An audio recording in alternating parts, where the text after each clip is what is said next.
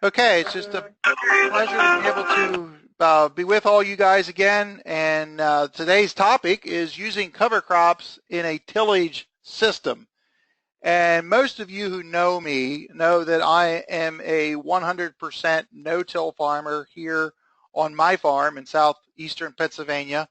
That being said, I also am also helping farmers when they are in a tillage situation to be able to use cover crops in that type of a system. So I just want to go back here in time a little bit, and this is me in California in 1999. And as someone has said, you're looking good, Steve. And I'm like, yeah, I wish I could get back to that forum. But anyway, I guess you could say this was an eye-opening experience for me to see the heart of the San Joaquin Valley. And I literally, when I called home and talked to my wife, I said, I don't know what I'm doing here. I was supposed to talk about no tillage and cover crops, and there was none to be seen. I mean, I had already driven 200 miles and had seen zero, none. So I felt a little intimidated, I must admit. But that's certainly not just because of me, but because of others. And I have to mention Jeff Mitchell, working with the University of California, Davis out there, has been a tireless supporter of reduced tillage and no tillage even in California. So it was very satisfying to get back there in 2006 and to see that they were starting to use cover crops in an area that was a rather slower in a transition to using cover crops like some of the rest of the country, particularly the Corn Belt. But just to see that, and as we were spending time out there in the fields looking around, I want to point out first of all that the fellow there on the right is Monte Bottens, who is one of our members in our group. And this is where I first met him. I actually met him in '99 when I was there the first time. And he farms both in California and Illinois.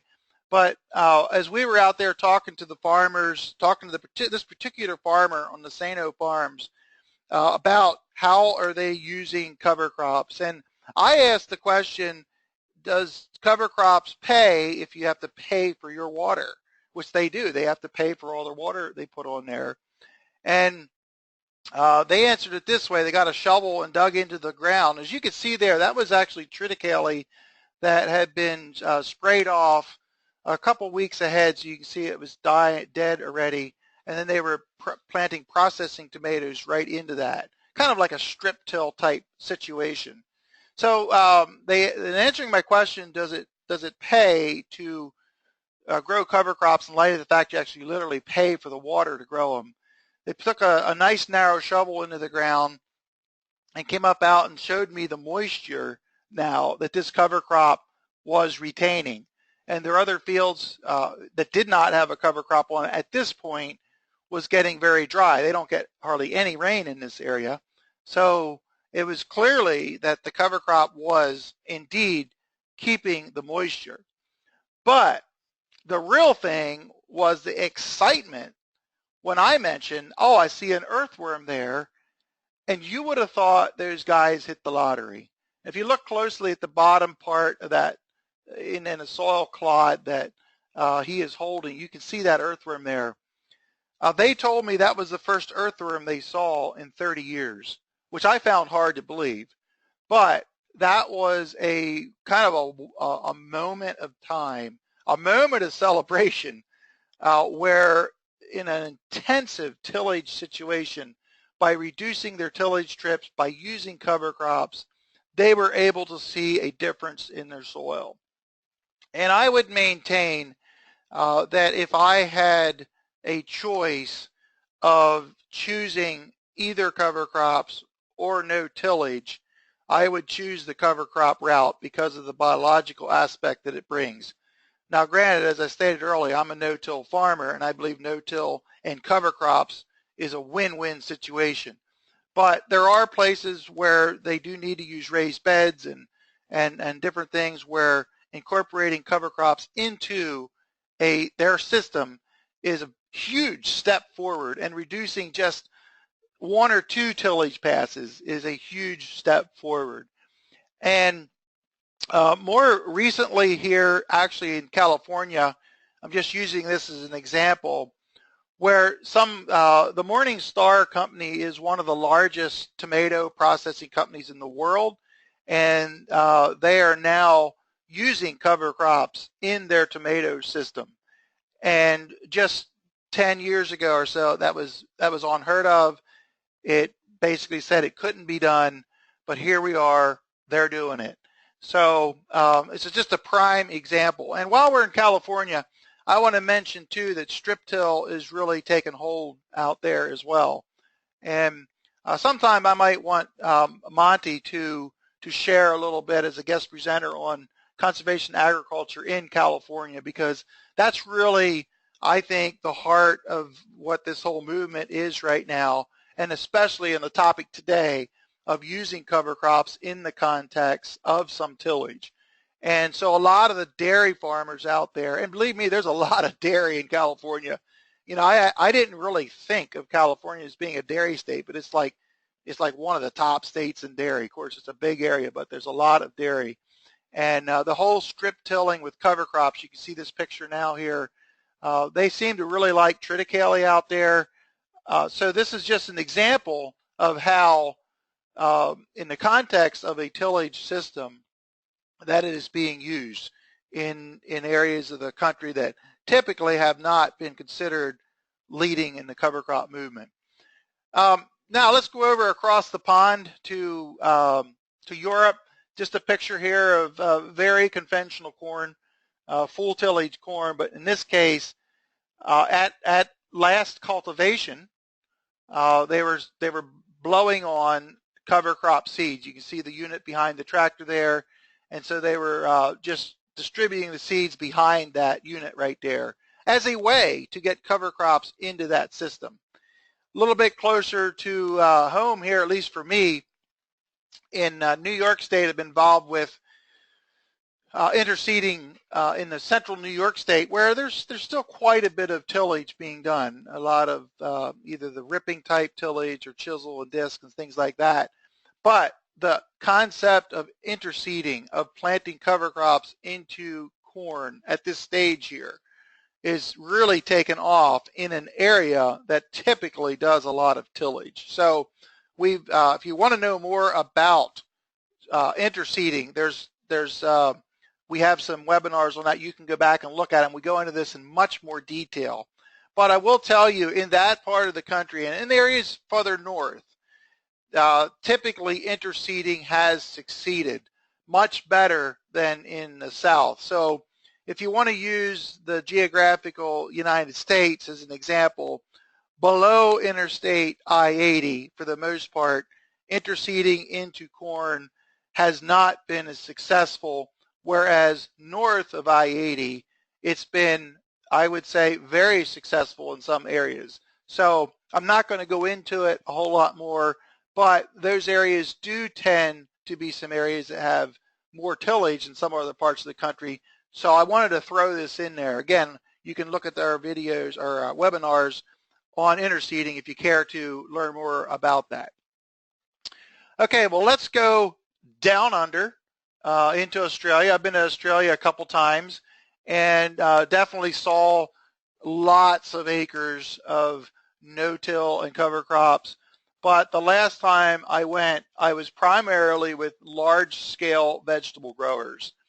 And I was very impressed with how far along these vegetable growers were in the use of cover crops.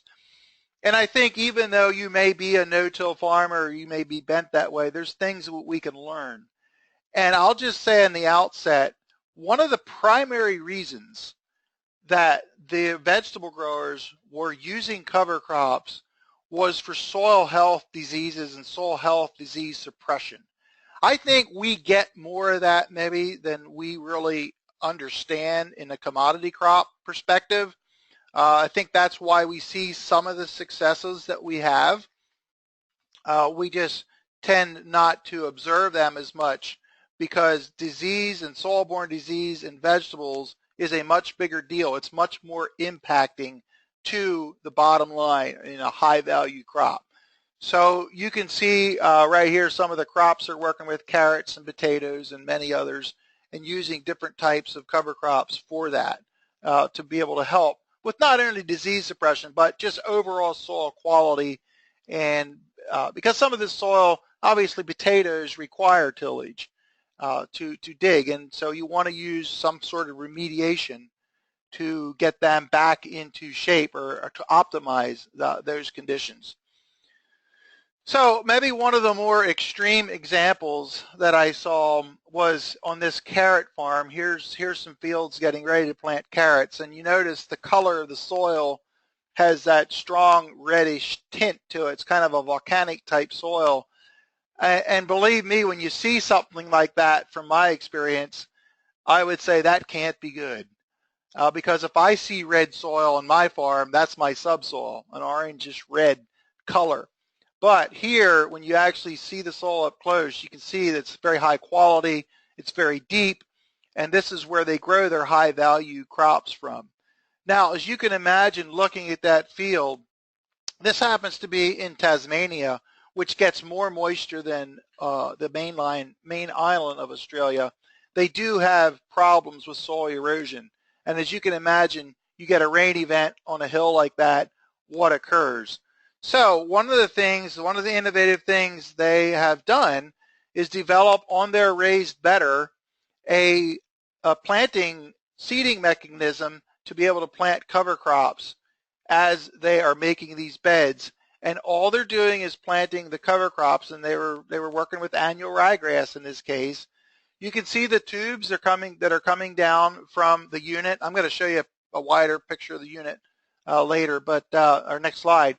But the tubes come down there, and the seed is blown out, and it's blown out right in front of those tines that you see. Those tines are there designed to incorporate the seed. So the seed is blown out as the beds are being made, so that each of the valley in the bed can get a cover crop to help mainly with erosion. So that's just a kind of a novel way to address that problem. And in this picture here, you can see a little bit better view of how that looks in this situation here, where that air seeder is sitting on top of the rig here, and so they're putting their cover crops down between the beds. And they're actually using cover crops in between the rotation. In this case here was radishes, and I don't recall exactly what was going to be going into that field. Here's another aspect here of carrots. And I know most of us probably on this webinar aren't large-scale vegetable growers, but I think we're all intrigued, at least I was certainly intrigued to see this in operation and to see how this worked in large-scale production. Maybe one of the more significant things I saw, or actually maybe experienced, was and this was actually on mainland Australia, on the southeast part of Australia, where they were growing leeks. That's what these are in the picture. It's leeks, and they have clearly noticed a difference where they plant what they call rye corn before the leeks. And I had to ask a couple times, what is rye corn? And it's basically cereal rye. It turned out to be, oh, that's cereal rye. They call it rye corn. And I know we have some Australian farmers in our group here. Unfortunately, it's midnight there, so they're probably not watching right now. But that being said, they were clearly planting cereal rye before leeks because they saw less soil-borne diseases. So that was a motivation right there to be able to grow a cover crop in a somewhat very intensive tillage system otherwise. So that's I'm going to unmute everybody now. That if you would like to ask a question, feel free to unmute yourself and just ask it. That I know that's the more of a vegetable thing. I'm going to shift over now to a little bit more in broadacre type crops. But does anyone have a question about anything that I shared so far?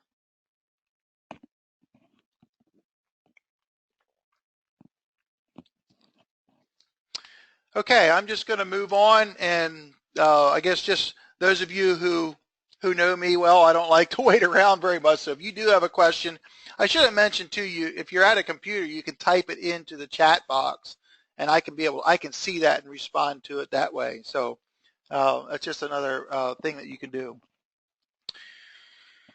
Okay, another thing that I saw, and I'm going to stick in Australia here for a little bit, was the some of the other ways that they were using, I'll call it kind of low disturbance type tillage. This was a father and son operation here that I was with, and it was kind of interesting. A little side story. We just kind of stopped in there. The people I was with just said, "Hey, let's see if this guy's home. He has some stuff that you'd be interested in." And we stopped in there with only like a half-hour notice. He happened to be there. And we're there, and we're talking, and he started asking about who I was and where I was from, and found out he had visited my farm here in Pennsylvania a couple years before. So that was kind of cool to be able to kind of get reacquainted there. We didn't even expect to see each other. But he developed this machine here. It's a Renovator, and basically they're doing some what I would call some low-scale tillage to be able to renovate not just pastures, but maybe even some longer no-till situations. And in his area with his soil type and so forth, it seemingly got some pretty good results out of that. So that's a picture of the machine. I'm going to show you some closer up pictures here coming up soon. But if you can see the machine in action going out through the field, there's tines underneath there. And I do have a picture of that coming up. But the top part there has cover crop seeds that's being blown down through those tubes and essentially being planted right behind this, I'm going to call it like a tiller. So it's really only tilling, I think, about 15% of the width or something like that. And it's very, very state of the art. They have a nice seed metering device there that takes the mixes of seeds out that you can see. And if you get a chance to look under the machine, like this picture shows, you can see what these tines do. So they're spinning down there like a rototiller, and they're not very wide, so they're only, like I said, about 15% of the total width. And then they're planting cover crops. The idea behind this, and you got a picture coming up here of what it looks, is to use this as a way to not only just plant cover crops, but to they're saying to help stimulate biology and so forth to get that cover crop off to a very quick start. In these very dry conditions that they typically experience, that can be the difference sometimes, and sometimes just the way this works, they'll actually get a pretty decent stand here on the cover crops. And I had some close-up pictures of some other areas of the farm there where you can see this was soon after it was done. So it is a way to plant cover crops, clearly not a straight no-till situation, but we dug out some things and you could see the rapid root growth that they felt was really important to get a jump on things simply because of the lack of moisture and so forth. So it was just kind of a very interesting, I guess you'd say, thing to observe for me. It was kind of a different approach, if you will, and I'm well aware that in some situations, in some soils, a little bit of tillage may be indeed warranted. I think cover crops can help get to the point where possibly less tillage is needed. So in my experience in Australia, clearly these guys were more than intrigued. They were in the vegetable growers and others were really strongly getting involved in trying to figure out how to maximize the use of cover crops. Now, coming back home, and at least for me, this was at one of our field days at our farm a couple years ago, and I'm not sure if that was a field day that Mark was at. I know Mark was at one or two of our field days here, But this is just a picture of a vertical till machine that is set up with a cover crop applicator tool there you can see on the top. Essentially blows out the seeds in front, and as the vertical till goes through there, it churns up the soil and somewhat incorporates some of the seed. Now you're going to have to get a rain to be able to maximize the use of this because not all the seeds are getting down into the soil. So my feeling is if you happen to have a machine like this and you don't have a drill, it certainly would be a low-cost option to get some cover crop seeds in the ground with a very minimal amount of tillage. I like to say, too, coming from more of a no-till aspect, that my drill, in essence, does a little bit of slicing and dicing of the residue that vertical tillage is known for with a little less disturbance. But this certainly is an option. I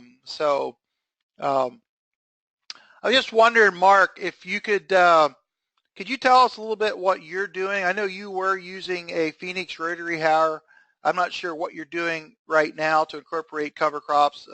Very, very light tillage, but can you just tell us a little bit what you're finding to be successful? We've moved on from a Phillips harrow, and we are currently. Are you able to hear me? I am. Go ahead. You're loud and clear. Okay. Anyhow, the Phillips harrow wasn't a durable implement for us, so we went on to a Kelly chain disc that's made in Australia. Yep. And it's a diamond harrow, and we like it better because it is very durable. We've ran it many years with no repairs. Wow. And Shane Kelly, the owner of that, brought an experimental unit up here last year that we like real well, except for it's too big for us. It's a 46-foot unit, and it does minimal tillage, and it's got an auger in it that sends the seed out and blows it out to that experimental unit. How deep does the little disc, I've seen pictures of what you're talking about, how deep do they go into the soil? Typically, there's like 3 different setups you can have on these machines. And the most aggressive one may go an inch deep. Okay. If you're a no-tiller. Now, if you work the ground, it may go 2 or 3 inches deep. Okay. But if you go with the less aggressive one, you're barely going a half inch or 3/8 of an inch is all you do, especially in soybean stubble. Now, you get in the corn stalks, you're probably not doing much of any tillage. How much of the, what percentage of, maybe I should ask this question a different way.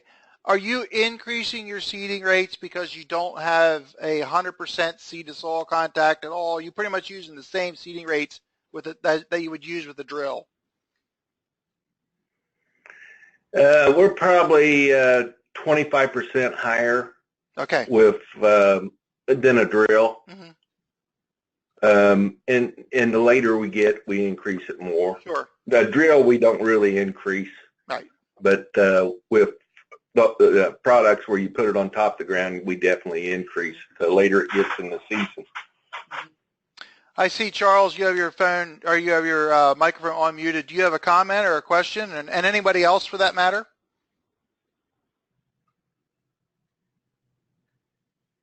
Are you there, Charles? Do you have anything to say or a question?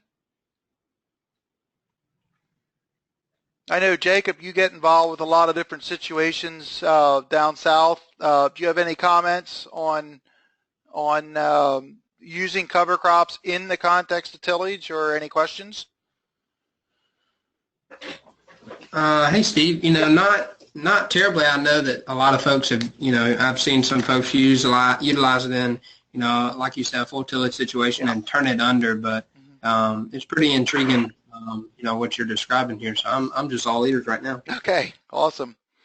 Anybody else? I see Brent is on. Do you have any comments, Brent, on this? Any observations on using cover crops with tillage? I got to ask you too, Jen, if you're on deck. So go ahead, Brent. Nope, I don't have any questions. Okay, awesome. Jen, you have anything to add? No, not here. Okay. Well, I know some of Thank you you. are pretty much, what should I say, diehard no-tillers. But as I stated early on, there certainly is a time and a place for getting living roots and then getting that biology into the soil. And I guess for me, coming from my experience and being able to travel and seeing the world, it's just something that is maybe one of the biggest frontiers yet we have. I'll be going to France in September, and one of my meetings there is with a very large scale vegetable company, similar to what I saw in Australia, to help them, maybe give them some ideas on how to incorporate and use cover crops in a vegetable situation. I do know that there's quite a bit of organic growers that do use cover crops that may tend to use more full-scale tillage and so forth.